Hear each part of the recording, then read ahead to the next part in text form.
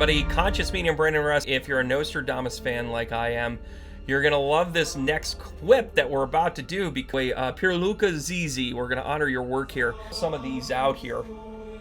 First of all, great idea to put down the red, Brandon. Bit of a genius, might be a psychic. The first one is cat, the second one is luck, right? Thorns, zeros. Gold foil are really cool. I could see how these two things could come together really easily with a tarot deck, because this is the snake, and again, these are things like with the archetype. Ring, where there is no love, there is no life. Never a joy, only struggles and strife. So this is kind of like, where's your happiness? Where's your start over again? 7 is Cupid. Look at that one. Look at that. I don't care if the shine comes off of that. By the way, it's from my computer. I don't even have my lights on this. But yeah, look at that. That's his definition of Cupid. The ring. No, we already did that. The stork.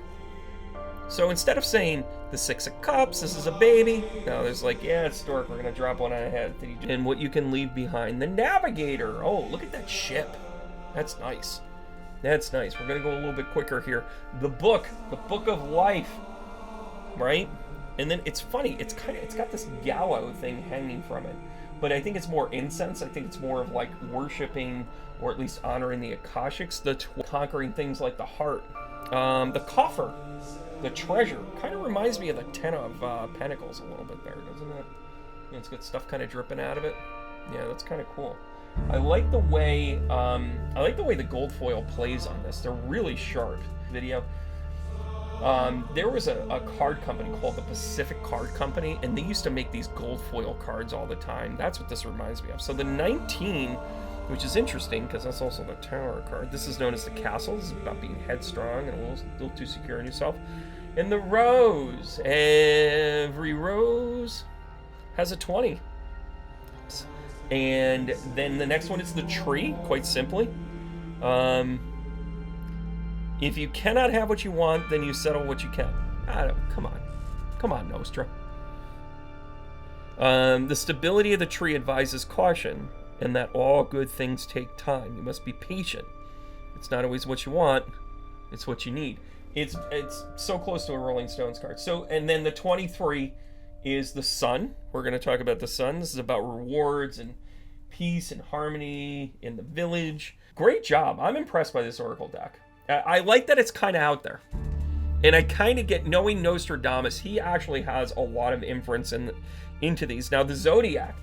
I mean, don't forget that Nostradamus actually talked a lot about the astrology of his readings for timing. His quatrains were actually, like, they're kind of like a ping pong chip of, remember that old thing Plinko Bob Barker used to play? You could go back and forth in between these readings and see the astrology.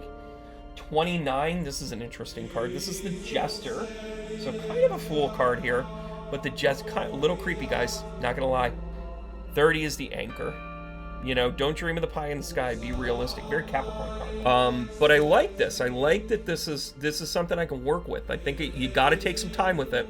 I'm gonna tell you, there's not like a logic attachment to it. Like, it's not something where you say, you know, you can say to yourself, like, oh, here comes the archetype, here comes that. And actually, when you think about it, the tarot itself, when you break down the tarot and you really study it, the major arcana is kind of its own oracle deck when you really get right down to it. Remember how I told you guys that this pull string is like really good? Well, not if you don't put the cards on it. Big dumb animal, everybody. Yeah, that's much better. So now I can just pull them right out. I'm going to play with these. I'm going to do some readings with that. Maybe I'll do a monthly tarot with it.